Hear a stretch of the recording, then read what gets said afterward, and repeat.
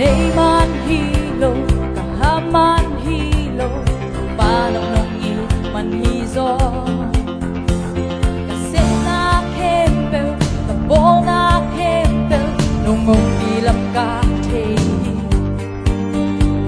Nahina bangkim, kasem na bangkim, so bilang ka buhi.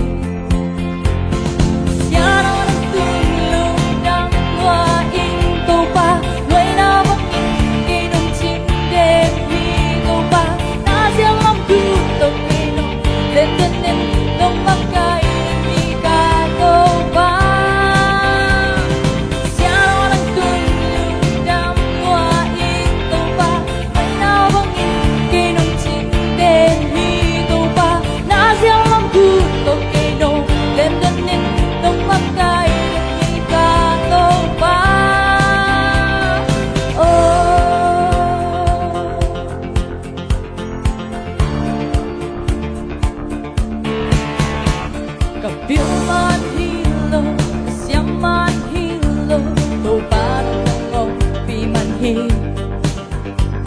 Kanay man hilo, kalaman hilo, tupan ng man hizo.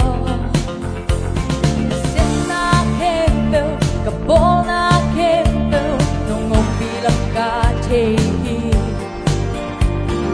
Hina bangkin, kasim na bangkin, nung so bilang kabuhi. Siya na nagtulong damwa ito pa, may nabangin inong singden ito pa, nasyang magtutok ito, tetanin nung magkailan hikato pa. Siya na nagtulong damwa ito pa, may nabangin inong singden ito pa, nasyang magtutok ito, tetanin nung magkailan hikato pa.